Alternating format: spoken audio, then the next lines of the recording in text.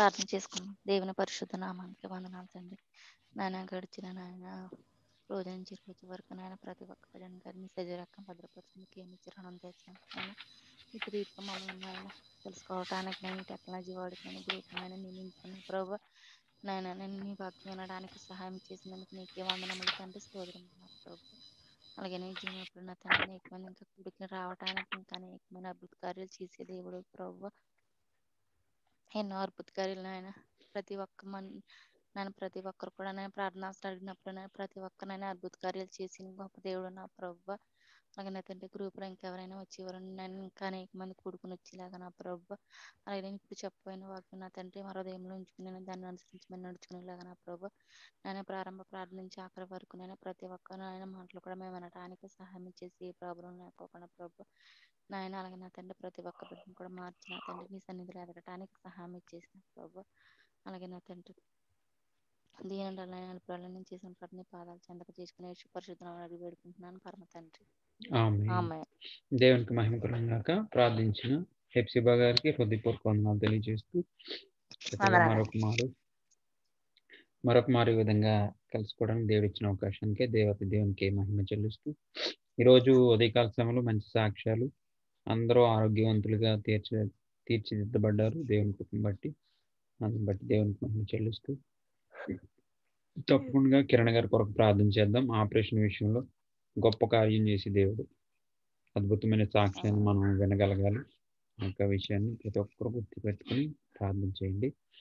సరే, ఈరోజు మన యొక్క ఉపవాసాలు ఈ 40 దినాలు ఈ సీజన్ నడుస్తున్నటువంటి సమయంలో మనం ఉపవాస గురించి ఆలోచించినప్పుడు ఉపవాసం అంటే కనుక మనిషి తనకు తాను అంటే అమ్మ ప్రైజ్ లార్డ్ జ్యోతి, ప్రైజ్ లార్డ్. నీకు స్టార్టింగ్ లో నేను చాలా సార్లు చెప్పాను, నా వాయిస్ నీకు రాలేదు ఏంటో.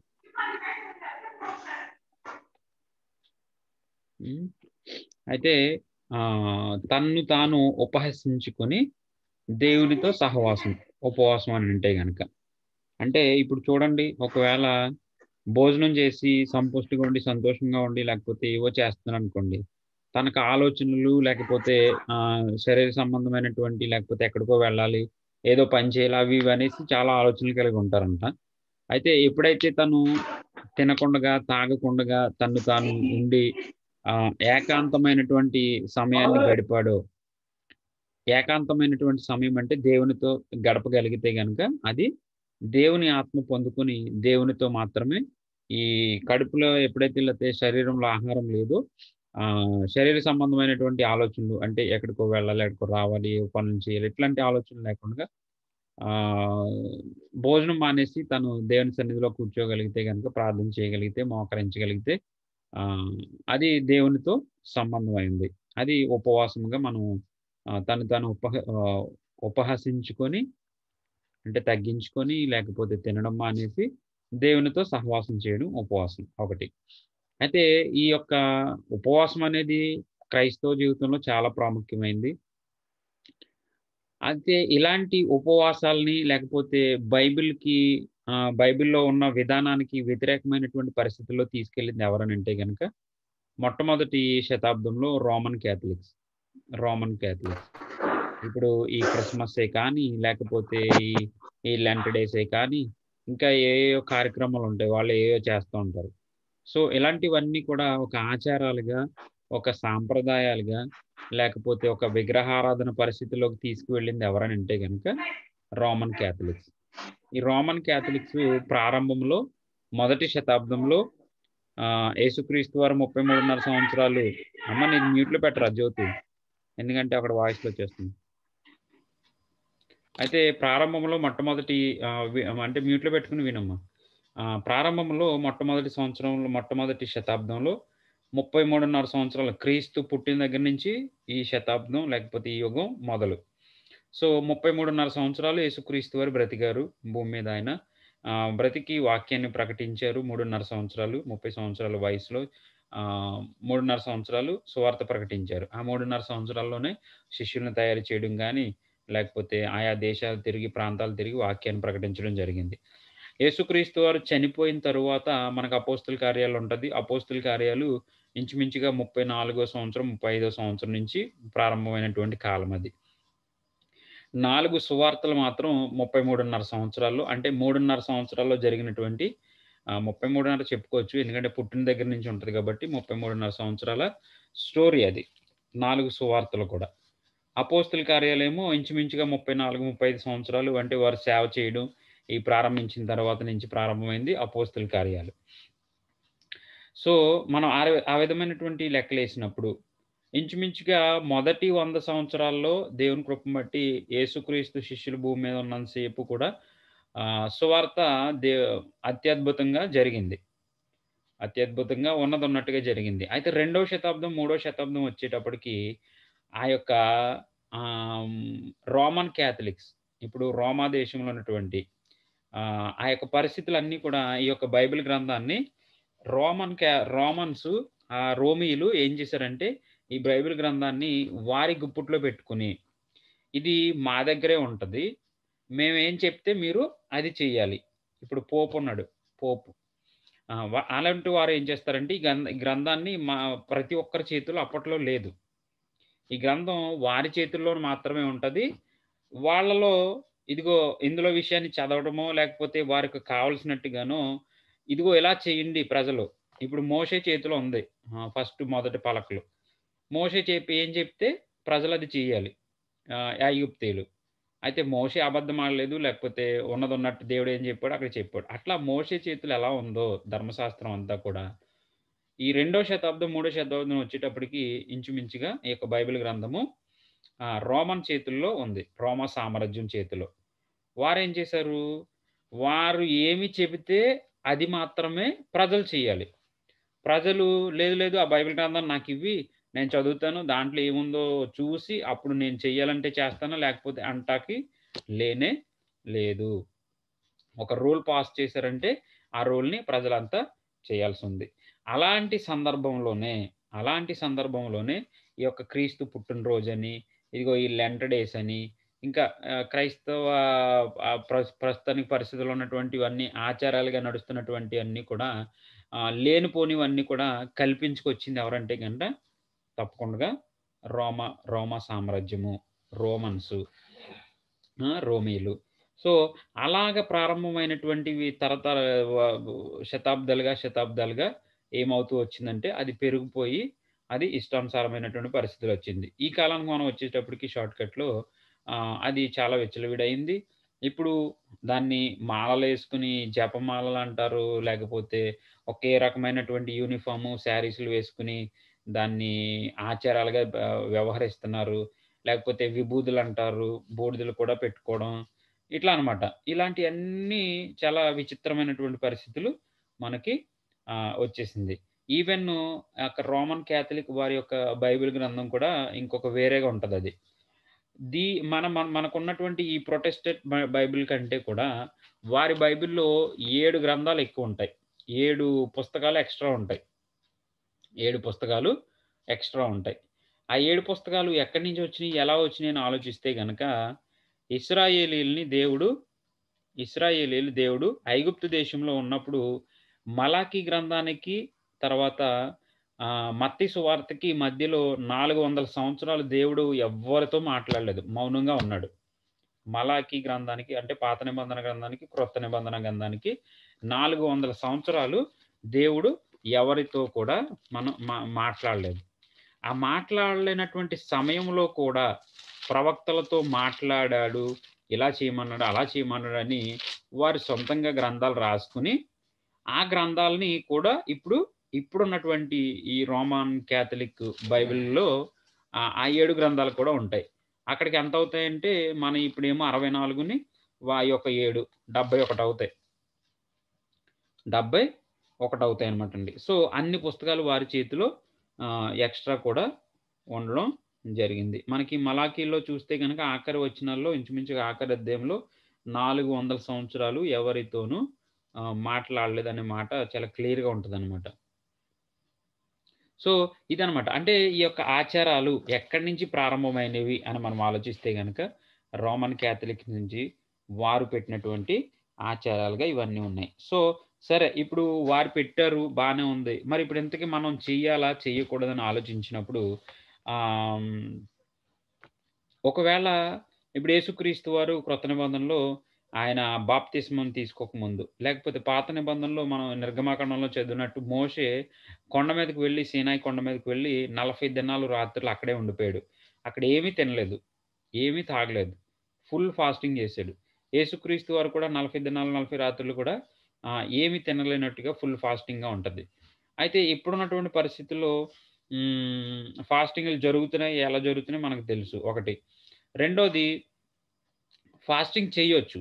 అది ఎలాంటి ఫాస్టింగ్ అంటే గనక, మనం బాప్తిస్మం పొందకముందో, బాప్తిస్మం పొందిన తరువాతో, మనము దేవునితో ఎక్కువ కనెక్ట్ అవ్వడానికి, లేకపోతే దేవునితో ఎక్కువ సంబంధం కలిగి ఉండడానికి, మన ఆత్మ దేవుని సన్నిధిలో బడడానికి తప్పకుండా ఉపవాసం అనేది చాలా ప్రాముఖ్యమైనది. తన్ను తాను ఉపహసించుకోకుండా దేవునికి సమీపం అవ్వడం చాలా కష్టం. తర్వాత మనలో ఉన్నటువంటి పాపశాపాలు లేకపోతే మనలో ఉన్నటువంటి అనర్థాలన్నీ పోవాలంటే ఉపవాసం అనేది చాలా ప్రాముఖ్యమైనది. లేకపోతే మనకేదో అవసరం ఉంది. మనం ఏదో సాధించవలసిన వారమై ఉన్నాం. అది దేవుని దగ్గర ఉపవాసంతో మొరపెడితే అది తప్పకుండా మనము సాధించుకోగలం. ఇలా అనేక కోణాలలో కొన్ని విషయాలలో చాలా ఉపవాసం అనేది చాలా ప్రాముఖ్యమైనది. బైబిల్ గ్రంథంలో చాలామంది కూడా చేయడం జరిగింది. ఎవరు ఎస్తేరు చేసింది. హామాను పెట్టినటువంటి ఒక తాకీదు. అంటే ఇశ్రాయేలులందరిని చంపాలని, యూదులందరిని చంపాలని ఒక తాకీదు పెడితే, ఆ తాకీదు నుంచి తప్పించుకోవడానికి ప్రజలందరినీ కూడా ఎస్తేరు ఆహ్, ఉపవాసం చేయమంది. తర్వాత నెహెమ్యా చేశాడు యెరికో గోడల గురించి. తర్వాత దానియేలు గ్రంథంలో కూడా ఉపవాసాలు ఉన్నాయి. ఇలా చూసుకుంటే గనక అనేక పరిస్థితుల్లో ఉపవాసాలు చేసిన వారున్నారు. జనం చేత, ప్రజల చేత చేయించిన వారు కూడా ఉన్నారు. యేసుక్రీస్తు వారు కూడా ఒక మాట చెప్తారు.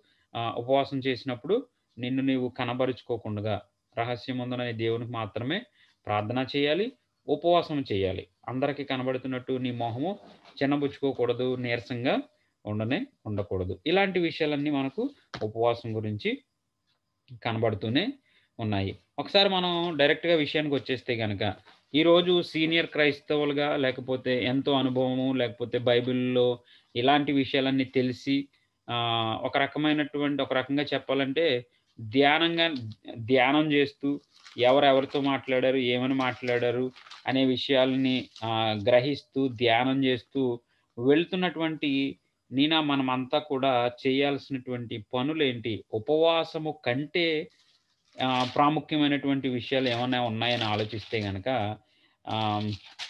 చూద్దాం.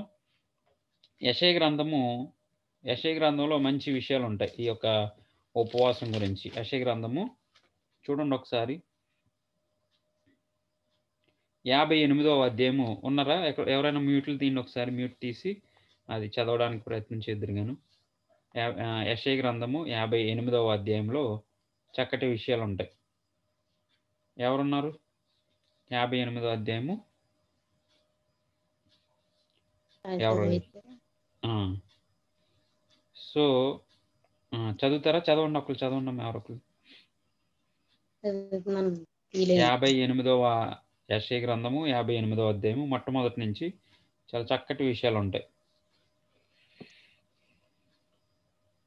58 మొదటండి. మొదటి నుంచే చదవండి. క్లియర్‌గా ఉంటది మొత్తం.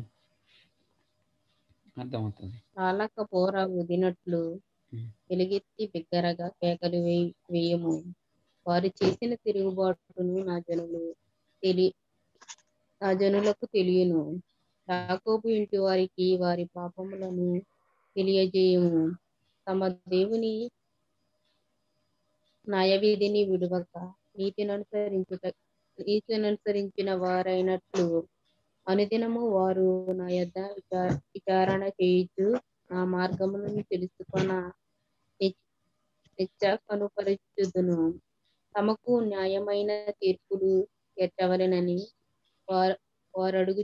వారడుగుదురు. దేవుడు తమకు ప్రత్యక్షుడు కావాలనని జయింతురు. ఒకసారమ్మా. అయితే ఈ రెండు వచనాల్లో ఉన్నటువంటి విషయాలు ఏంటంటే, తాళక బోర ఊదినట్లు అంటే తాళక అంటే ఆపకుండగా ఎలాగైతే బోర ఊదుతామో అలాగా ఎలుగెత్తి బిగ్గరగా కేకలు వేయము, వారు చేసిన తిరుగుబాటు నా జన్మకు తెలియచేయము, యాకోబు ఇంటి వారి పాపములు తెలియచేయము, తమ దేవుని న్యాయ విధిని వేడుక నీతిని అనుసరించి వారైనట్టు అనుదినమున వారద్దన. అంటే వారు చేసేవన్నీ కూడా పరిస్థితులు బాగోలేదు, కానీ వారు నా ముందు మాత్రం ఎలా ఉన్నారంటే నీతిని అనుసరించిన వారై అయినట్టు అనుదినము వారు నా యొద్ద విచారణ చేయుచున్నారు. నా మార్గము తెలుసుకొని కనపరుచుదురు, తమకు న్యాయమైన తీర్పులు తీర్చవలని వారు అడుగురు. అంటే ఇవన్నీ అడుగుతున్నారు, కానీ ఇవన్నీ అడుగుతూ ఈ ఉపవాసం గురించి, లేకపోతే మేము ఇలా చేస్తున్నాం కదా, నువ్వెందుకు చూడట్లేదు అనే విషయాలు మొదలు పెట్టారు. ఇప్పుడు ఇదంతా కూడా ఇశ్రాయేలీల గురించి చెప్పబడుతుంది. ఇశ్రాయేలీలు అని అనేటప్పటికీ అది ఇశ్రాయేలీలకు మాత్రమే కాదు, మనకు కూడా వర్తించే విషయాలు. ఇప్పుడు మనం ఉన్నాము, మనం ఇప్పుడు ఉపవాసంతో ప్రార్థన చేసి దేవుణ్ణి అడుగుతున్నాము, ప్రభువా నేను ఉపవాసం ఉన్నాను, దయతో నాకు కావాల్సింది నాకు ఇయ్యి. కానీ ఉన్నటువంటి లోటుపాట్లు మనిషిలో చాలా ఉంటాయి. వాటినన్నిటిని అలాగే ఉంచి వాటి ప్రవర్తన, లేకపోతే వారిలో ఉన్నటువంటి లోక సంబంధం విషయాలు అవి అలాగే ఉంటాయి, కానీ వారు నోటితో మాత్రమే అడుగుతారు. వారి హృదయము దేవునికి దూరముగా ఉన్నది అనే విషయాలు ఈ 2 వచనాల్లో మనకు కనబడుతుంది. సో 3వ వచనం నుంచి చాలా క్లియర్ గా ఉంది, చూద్దాం. చదవండి 3వ వచనం. మేము ఉపవాసం ఉండగా నీవెందుకు చూడవు, అడుగుతున్నారు ఇప్పుడు ఇశ్రాయేలీయులు. పరుచుకొనగా నీవెందుకు లక్ష్య పెట్టవు అని అందరు. మీ ఉపవాస దినమున మీరు మీ వ్యాపారం చేయుదురు. చెప్తున్నాడు చూడండి, మీరు ఉపవాసం చేసే రోజున మీరు ఏం చేస్తారనే విషయాలు ఇక్కడ చెప్తున్నాడు. క్లియర్ అన్నమాట. మామూలు ఎక్స్ప్లెయిన్ కూడా చేయక్కర్లేదు, ఇది అంత క్లియర్గా ఉంటుంది చక్కగానే. ఉపవాసం చేస్తున్నారు, కానీ ఉపయోగం ఏంటి? చేసే రోజుని మీరు ఏం చేస్తున్నారు, మీరు మీ తప్పులు ఏంటని ఎత్తి చూపిస్తున్నాడు. చూడండి, మీ పని వారి చేత కఠినమైన పని చేయించుదురు. మీరు కలహపడుచు వివాదము చేయుచు అన్యాయముగా గుద్దులాడుచు ఉపవాసముందురు.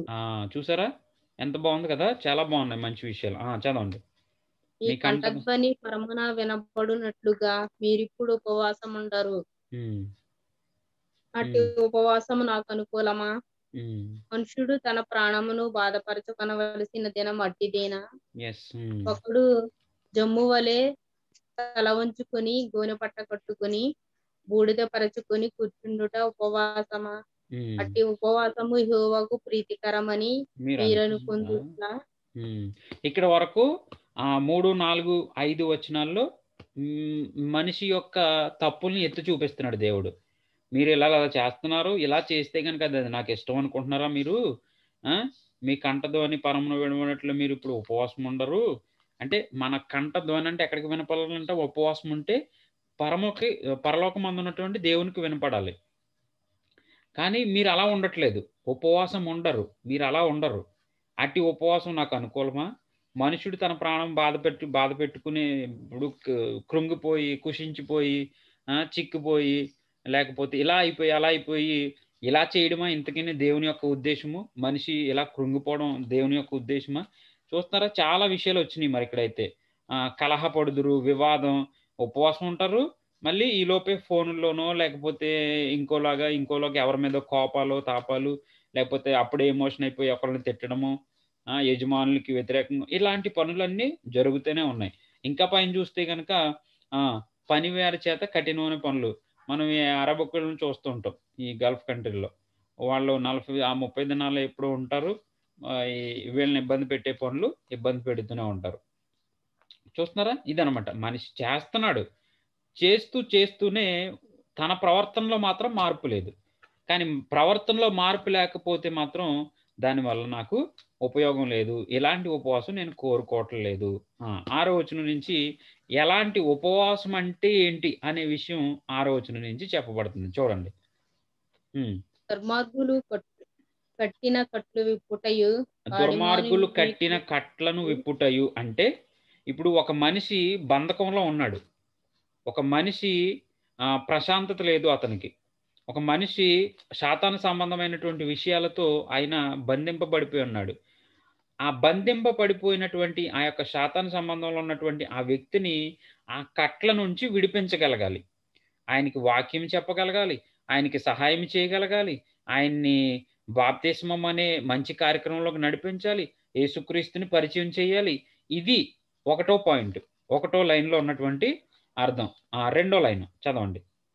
కాడిమాను మ్రేకులు తీయుటయు అంటే ఇప్పుడు చూడండి, ఎద్దుకి కింద ఒక మేకులతోటి ఇవి కొడతారు. అంటే అంత భారము కలిగినటువంటి మనుషులు ఉన్నారు. మీకు అర్థమైందా? అంటే అది భారం మోయాలి కాబట్టి దానికి మేకులు కొట్టి దాని చేత కాడి మోయిస్తారు దాన్ని. ఆ కాడిమాను మేకులు తీయాలి. మనిషికి అలాంటి పరిస్థితుల్లో ఉన్నటువంటి మనిషిని అందులో నుంచి బయటికి తీసుకురాగలగాలి. అలా రావాలంటే గనక ఆయన అంటే బంధకాలంటే అప్పుల బాధలే కావచ్చు, లేకపోతే పరిస్థితులు ఇంక లోక సంబంధమైనటువంటి చిరాకు పడిపోయి అతను ఇంకా ప్రాణం తీసుకునే స్థితిలో ఉండే మనుషులున్నారు. అటువంటి వారికి మనం వాక్యం ప్రకటించి క్రీస్తులోకి నడిపించడం అసలైన ఉపవాసం అని మనకి ఇంకా ముందు చెప్తాడు. మూడో లైను, బాధింపబడి వారిని విడిపించుటయు ప్రతి కాడిని విరుగగొట్టుటయు ఉపవాసము కదా. ఇదనమాట 6వ వచనం అసలైనటువంటి ఉపవాసము. తినడం మానేసి, తాగడం మానేసి, గ్యాస్ట్రిక్ పెయిన్ రప్పించుకుని, లేకపోతే దానికి మళ్ళీ ట్యాబ్లెట్ వేసుకుని, లేకపోతే మనిషి చిక్కిపోయి చాలామందిని చూస్తాం. మామూలుగా అయితే కళ్ళు తిరిగి పడిపోయే వాళ్ళు ఉంటారు. బలవంతంగా చేసేస్తారు.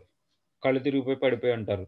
ఈవెన్ భోజనం లేనప్పుడు ఏమవుతుందంటే ఈ కడుపులో నుంచి బాడీ అంతటికి కూడా సప్లై అవ్వకపోతే కనుక ఈ షుగర్ లెవెల్స్ ఇవన్నీ పడిపోయి హెడేక్ వచ్చేస్తూ ఉంటుంది, కళ్ళు తిరిగిపోతూ ఉంటాయి. ఇవన్నీ అనమాట మనిషి యొక్క ఆ యొక్క పవర్ తగ్గిపోతూ ఏమవుతుందంటే అంటే ఇది మామూలుగా మెడికల్ రీత్యా మాట్లాడే మాటలు అవి. మెడికల్గా భక్తి జీవితంలో అని మొదట్లో నేను చెప్పాను, చేయొద్దని ఎవరో చెప్పట్లేదు. అది కాకపోతే దేవునికి సమీపం అవడానికి మనలో ఉన్నటువంటి పాపశాప పరిస్థితులన్నీ తొలగించుకోవడానికి ఉపవాసం చేయాలి బలపడే వరకు.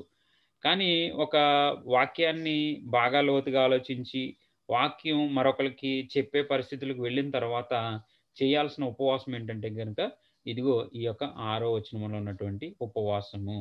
ఇది చాలా ప్రాముఖ్యమైనటువంటి ఉపవాసము. ఎందుకంటే 3, 4, 5 వచనాల్లో ఉన్నటువంటి ఉపవాసాలు చేస్తున్నారు కానీ వారు పరిపూర్ణమైనటువంటి ఉపవాసం కాదు. కొంతమంది ఏమో మాంసం తినరు, కొంతమంది ఏమో ఓన్లీ పాలు తాగే ఉంటారు. ఇలా అనమాట. వారికి అనుకూలమైనటువంటి ఉపవాసం అది. వారికి అనుకూలమైనటువంటి ఉపవాసం చేస్తూ ఉంటారు. చూద్దాం 7వ వచనం. నీ ఆహారము ఆకలిగొన్న వారికి పెట్టుటయు, నీ రక్త సంబంధికి ముఖము తప్పింపకుండుటయు, దిక్కుమాలిన బేదలను నీ ఇంట చేర్చుకునుటయు, వస్త్రహీనుడు నీకు కనబడినప్పుడు వానికి వస్త్రములు ఇచ్చుటయు, ఇదే కదా నాకు ఇష్టమైన ఉపవాసం. చూసారా 6, 7 వచనాల్లో 8 వచనాల్లో ఎంత చక్కటి ఉపవాసం చెప్పాడు దేవుడు. దేవుని మహాకృపను బట్టి మనం ఆ విధంగా మరొకరికి సహాయం చేసే పరిస్థితుల్లో మనం ముందుకు వెళ్తున్నాము. వాక్యం నేర్చుకునే పరిస్థితుల్లో మనం ఉన్నాము. ఒకవేళ చేయట్లేదు, అందరూ చేస్తున్నారు, నేను చేయలేకపోతున్నాను, ఏమాత్రం కూడా బాధపడొద్దు. చేసేవాళ్ళని మనం ఎప్పుడు ఆటంకపరచొద్దు. అది వారి ఇష్టం.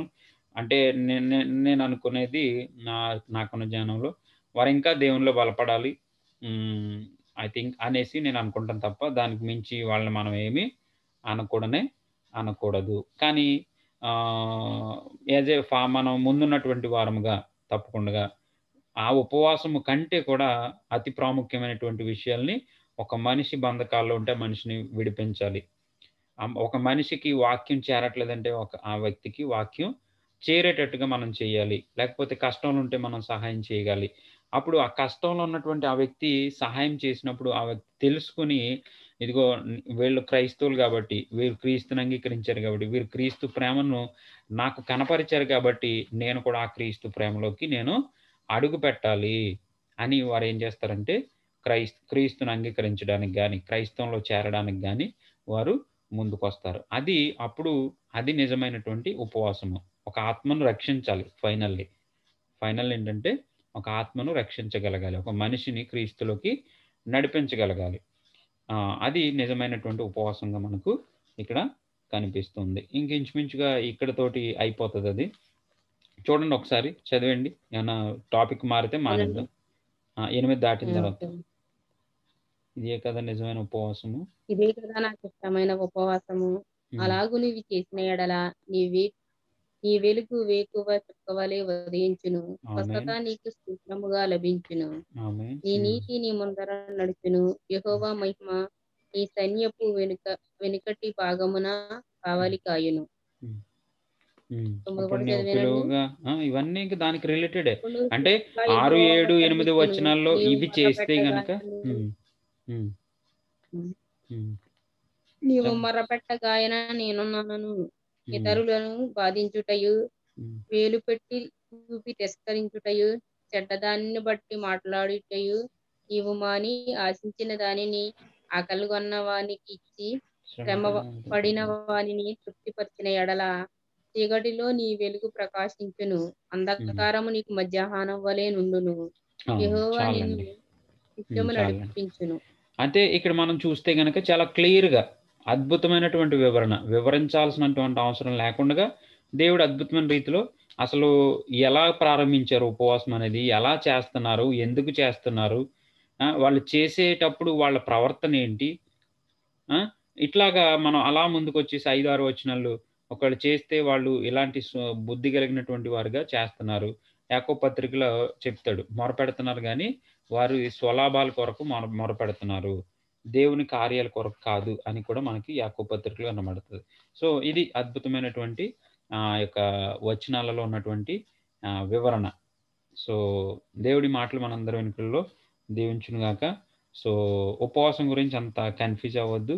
ఉపవాసం కంటే కూడా ఇంకా చెప్పాలంటే పెండ్లి పెండ్లి పెండ్లి వివాహం జరిగే ఇంట్లో ఉపవాసం చెయ్యరు అని కూడా యేసుక్రీస్తు చెప్తారనమాట.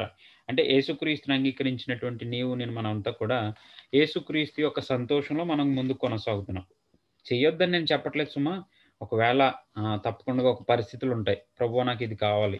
ఆ విషయాన్ని బట్టి దేవుని దగ్గర మొరపెట్టడానికి తన్ను తాను ఉపహసించుకొని ఆయన దగ్గర మొరపెట్టొచ్చు. తప్పులేదు. కాకపోతే ఈ ఆచారాలకు మాత్రం మనము అంత తలగ్గోవాల్సినంత అవసరం లేనే లేదు. ఎందుకంటే ప్రాముఖ్యమైన పాయింట్ ఏంటంటే, ఈ 40 దినాలు చేయండి అని మాత్రం ఎక్కడ చెప్పలేదు. యేసుక్రీస్తు వారు చెప్పలేదు. మోషే చెప్పలేదు.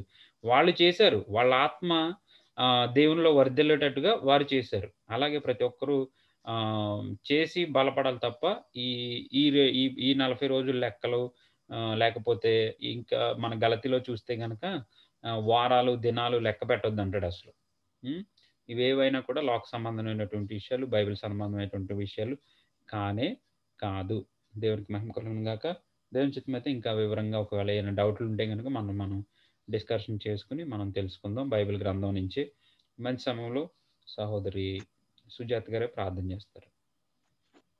కిరణ్ గారి కోసం ప్రార్థన చేద్దాం. ఈరోజు మనం అద్భుతమైన సాక్ష్యాలు విన్నాము.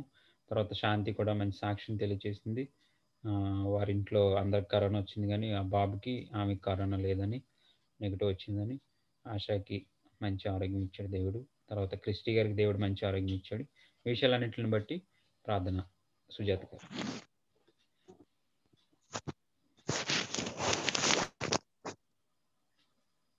ప్రేమానమ్మకం కలిగిన మా ప్రియ పరలోకపు తండ్రి, ఈ దినాలు క్షణాన్ని ఆధీనంలో ఉన్నవయ్యా. ఈ దినాన్ని ఏ విధముగా ఉండటం నీ చిత్తము, నీ దయలోని కృపణ మా అందరినీ నీటి వరకు సజీవులు మించిన విధానం కొరకు వందనాలు, స్తోత్రాలనైనా. సజీవులే కదా నేను స్తుతించను, నేను స్తుతించేది ప్రభావ. పాతాళం నుండి ఆమేన్. సత్యమును గురించి స్తోత్రం. వివరించేది ప్రభావ. మేమైతే లెక్కలేని దినాలైతే నిన్ను అయితేనైనా నీ మాటలని దూరంగా పెట్టి తండ్రి నైనా ఇప్పుడైతే మళ్ళీ నీ వాక్యంలోనైనా మేము ఈ విధంగా అయితే నేను బలపడడానికి నీ ఇచ్చిన సహాయం కొరకు వందనాలు, స్తుతులు, స్తోత్రాలనైనా. మాలో ఉన్న ప్రతి ఒక్కరిలో ఉన్న లోటుపాట్లు నువ్వు అయితే నీ జ్ఞాపకం చేసుకోమని అడుగుచున్నానైనా. మమ్మల్ని ఇంకా పరిశుద్ధపరిచి పవిత్రపరచమని అడుగుచున్నానయ్యా. నీకు వందనాలు, స్తుతులు, స్తోత్రాలనైనా. నీకు ఇష్టమైన ఉపవాసం అంటే ఏంటో, నీకు ఇష్టం లేని ఉపవాసం అంటే ఏంటో తండ్రి. ఉపవాసం ఉండగా తండ్రి నైనా మేము ఏ విధంగా ఉండాలో తండ్రి, ఏ లక్షణాలు అయితే మాలో కలిగి ఉండాలో తండ్రి, నీ వాక్యం ద్వారా మాతో మాట్లాడినందుకు వందనాలు ఆమేన్. ప్రభా. స్తోత్రం. ఆయన విన్న వాక్యాన్ని తండ్రి నైనా మా హృదయాల్లో అయితే భద్రపరుచుకునే భాగ్యం, రోజు ఆమేన్. నెమర వేసుకునే భాగ్యాన్ని మాకు దయచేయమని సహాయం అడుగుచున్నాను తండ్రి దయచేయండి. నైనా. ఉపవాసం ఉండే విధానాన్ని మేము తెలుసుకోవడానికి చేసిన మేలు కొరకు సహాయం వందనాలు, స్తుతులు, దయచేయండి. స్తోత్రాలు ప్రభా. వాక్యం ద్వారా మమ్మల్ని బలపరచమని అడుగుచున్నాను నాయన. మా అందరిలో అయితే నన్ను నీరు కట్టు ఫలింప చేయమని అడుగుచున్నాను రాజా. నీకే వందనాలు, అవును స్తుతులు, తండ్రి. స్తోత్రాలు ప్రభా. స్తోత్రం. నీకేమి ఇచ్చి నీ రుణం తీర్చలేం కానీ తండ్రి నైనా మేము బ్రతుకు దినములన్నీ తండ్రి నైనా నీ బిడ్డలుగా నాయన నీ సన్నిధిలో అయితే నీకు ఇష్టమైన వారిగా మేమందరం ఉండడానికి సహాయం చేయమని అడుగుచున్నానయ్యా. నీకే వందనాలు, స్తుతులు, స్తోత్రాలు ప్రభా. ఆయన ఈ పిఎఫ్సి గ్రూప్ నైతే నాయన అంత అద్భుతంగా తండ్రి నాయన రోజు ఈ జూమ్ యాప్ ద్వారా మేమైతే నాయన నిన్ను స్తుతించడానికి అయితే నేను ఇచ్చిన సమయం కొరకు వందనాలు ప్రభా. నువ్వు చేసిన మేలు కొరకు వందనాలు, స్తుతులు, స్తోత్రాలు నాయన. అనుదిన జీవితంలో నిన్ను కలిగి మేము ఉండడానికి నువ్వు చేసిన మేలు కొరకు వందనాలు ప్రభా. గ్రూప్ లో ఉన్న ప్రతి ఒక్కరు జ్ఞాపకం చేసుకోమని అడుగుచున్నాను నాయన. ఎవరైతే ఈ అక్కర్లు, అవసరతలు, ఇబ్బందులు, సమస్యల్లో ఉన్నారో ప్రతి ఒక్క అవసరత నీవు తీర్చమని అడుగుచున్నాను నాయన. వారి ఇబ్బందులు తీసివేయండి నాయన. బలహీనలు బాగుపరచండి, రోగులు స్వస్థపరచండి తండ్రి నాయన. ప్రతి ఒక్క అవసరతను నీవు మాత్రమే తీర్చగల దేవుడు నాయన. ప్రతి ఒక్కరికి నీవు మాత్రమే సహాయం చేయమని అడుగుచున్నానయ్యా. అలాగే నాయన ఈరోజు గ్రూప్ లో పాల్పొందిన ప్రతి ఒక్కరిని జ్ఞాపం చేసుకోమని అడుగుచున్నానయ్యా. జూమ్ యాప్ లో తండ్రి నాయన మేము నాయన నేను స్తుతించడానికి నువ్వు ఇచ్చిన అవకాశం కొరకు వందనాలు నాయన. భూషణ్ గారిని బట్టి ప్రార్థిస్తున్నాను ప్రభా. నీకే వందనాలు నాయన. కుమారు చేసి సేవ అంతట్లో నీ కాపుదల దయచేయమని అడుగుచున్నాను. నీ వాక్యం ఇంకా బలపరచండి ప్రభా. చెప్పడానికి ఇంకా తెలివిని జ్ఞానమును దయచేయండి. నిన్ను గుర్తిని తెలివిని జ్ఞానమును దయచేయమని అడుగుచున్నాను నాయన. విషయానికి వందనాలు నాయన. అలనాడు సొలొమోను కోరుకున్న జ్ఞానాన్ని తండ్రి నాయన నీ కుమారుడు దయచేయమని అడుగుచున్నాను ప్రభా. నీకే వందనాలు, స్తుతులు, స్తోత్రాలు ప్రభా. లోకముని ధనాశలను ప్రేమించే వారిగా కాకుండా నిన్ను ప్రేమించే బిడ్డగా ఉండడానికి సహాయం చేయమని అడుగుచున్నాను ప్రభా. చిన్న కుటుంబాన్ని దీవించి ఆస్వాదించిన నాయన. తల్లిదండ్రులను అందరినీ దీవించి ఆస్వాదించమని అడుగుచున్నాను ప్రభా. కుమారుడు చేసే డ్రైవింగ్ అంతటా నీ కాపుదల దయచేయమని అడుగుచున్నాను నాయన. నీ కంచి నీ కాపుదల దయచేయండి. మార్గంలో నీ దూతలను కంచి వెళ్ళి కోట కట్టమని అడుగుచున్నాను ప్రభా. నువ్వు ముందు నడిపించమని అడుగుచున్నాను అయ్యా. నీకు అన్న స్తుతులు, స్తోత్రాలు నాయన. ఆశజ్యోతి వారిని జ్ఞాపకం చేసుకోమని అడుగుచున్నాను నాయన. నీ కుమార్తె పట్ల నువ్వు చేసిన ఘనమైన కార్యాలు, అద్భుతమైన కార్యాలు, నీ మహిమ కార్యాలను బట్టి నీకే వందనాలు ప్రభా. నేను నమ్మిన వారిని సిగ్గుపరిచే దేవుడు కాదు నాయన. తలగా చేస్తాను కానీ తొలగా చేయను నా ప్రభా. నీ కుమార్తెకి అయితే నాయన నీకు రిపోర్ట్ రావడానికి నువ్వు చేసిన దాన్ని బట్టి నీకు వందనాలు, స్తుతులు, స్తోత్రాలు ప్రభా. నువ్వు చేసిన అద్భుత కార్యాన్ని బట్టి నేను మరొకసారి స్తుతిస్తూ కొని అడుచున్నామయ్యా. నీకే వందనాలు నాయన. కిరణ్ గారి పట్ల నీ కృప సహాయం దయచేయమని అడుగుచున్నాను ప్రభా. నేను షుగర్ ని నార్మల్ చేయమని అడుగుచున్నాను ప్రభా. నీవే స్వస్థపరచమని అడుగుచున్నాను ప్రభా. నేను స్వస్థపరిచే యెహోవాని నేను అంటున్నావయ్యా. స్వస్థపరచండి నాయన. నీ అద్భుత కార్యం జరిగించండి ప్రభా. మళ్ళీ మంచి సాక్ష్యాన్ని మేము వినడానికి తండ్రి నాయన. నువ్వు చేసిన మేలు కొరకు అయితే నాయన మళ్ళీ మేము మంచి సాక్ష్యం వినడానికి సహాయం చేయమని అడుగుచున్నాను నాయన. ఈ కుమారుడైతే మారు మనసు రక్షణ భాగ్యాన్ని కుమారుడు దయచేయమని అడుగుచున్నాను ప్రభా. ఆ దేవుడు నా పట్ల గొప్ప మేలు చేస్తాడని ఒక నమ్మకం నీ కుమారుడికి దయచేయమని అడుగుచున్నాను ప్రభా. అక్కలో ఉన్న రాడ్లు అయితే నాయన మార్చడానికి ప్రభా. మోకాల్లో ఉన్న తండ్రి నాయన బలహీనతను తీసివేయమని అడుగుచున్నాను నాయన. ఎముకలను అయితే గట్టిపరచమని అడుగుచున్నాను ప్రభా. నీకే వందనాలు, స్తుతులు, స్తోత్రాలు ప్రభా. స్వస్థపరచండి అయ్యా. స్వస్థపరచండి ప్రభా. నీ సిలువలు కాచి నీ ప్రశస్తమైన ఈ రక్తం ద్వారా తండ్రి నాయన కాళ్ళు ముట్టి స్వస్థపరచమని అడుగుచున్నానయ్యా. ఆ కుటుంబంలో తండ్రిని మళ్ళీ అందరూ సంతోషంగా మంచి సాక్ష్యం అయితేనైనా వినడానికి సహాయం చేయమని అడుగుచున్నాను ప్రభా. నీకే వందనాలు, స్తుతులు, స్తోత్రాలైనా. ఆశాజ్యోతికి ఇచ్చిన సహోదరులందరిని బట్టి నీకే వందనాలు, స్తుతులు, స్తోత్రాలైనా. వారికి ఇచ్చిన బంధువు స్నేహితులు రక్త సంబంధికులందరినీ జ్ఞాపకం చేసుకుని ప్రభా. ప్రతి ఒక్క విషయంలో ఇంకా నీకు లోబడుతూ నీకు భయపడుతూ నీ నామానికి మహిమ తెచ్చేవారు ఉండడానికి సహాయం చేయమని క్రిస్టి గారి పట్ల కూడా నువ్వు చేసిన అద్భుత కార్యం కొరకు వందనాలు ప్రభా. కుమార్తె గొంతును ముట్టినందుకు వందనాలు ప్రభా. శైతానికి కలిగించే ప్రతి ఆటంకములు తండ్రినైనా ఈ నామములు అయితే లయపరిచి ప్రభా. ఈ కుమార్తెకి ఇంకా ఆరోగ్యం, శక్తిని, బలాన్ని తోడని గ్రహించండి. ఏసేపు గారు కూడా ప్రభా. వీళ్ళు వస్తే రక్తం కలిగి నమ్మకం కలిగి నీ బిడ్డగా ఇంకా ఎక్కువగా సాగిపోయే ధన్యత ఇచ్చిన కుమార్తెను బట్టి వందనాలు, స్తుతులు, స్తోత్రాలు చెల్లించుకుంటూ చిన్ననాటి నుండి నీ యందు భయం కలిగి భక్తి కలిగి జీవించే భాగ్యం దయచేయమని అడుగుతున్నాను ప్రభా. శాంతి పట్ల నువ్వు చేసిన మేలు కొరకు వందనాలు ప్రభా. కరోనాకైతేనైనా నెగిటివ్ రిపోర్ట్ రావడానికి సహాయం చేసినందుకు వందనాలు నాయన. నీ నమ్మిన వారిని అయితే నాయన వారి పట్ల నువ్వు చూపించిన తండ్రి నాయన నీవే సహాయం చేయమని అడుగుచున్నానయ్యా. నీకే వందనాలు, స్తుతులు, స్తోత్రాలు ప్రభా. ఇంతవరకు కాపాడిన దేవుడే ఇక ముందు కాపాడమని అడుగుచున్నాను నాయన. ఇంకెంతో మంది బిడ్డలు అయితే రాలేదు ప్రభా. వారందరినీ జ్ఞాపకం చేసుకోండి తండ్రి. అలాగే నువ్వు జ్ఞాపకం చేసుకోమని అడుగుచున్నాను నాయన. నీ కుమార్తె పట్ల నీ కృప చూపి ప్రభా. ఇచ్చిన కుమారులు లేదని జ్ఞాపకం చేసుకోమని అడుగుచున్నాను నాయన. చదువులో అయితే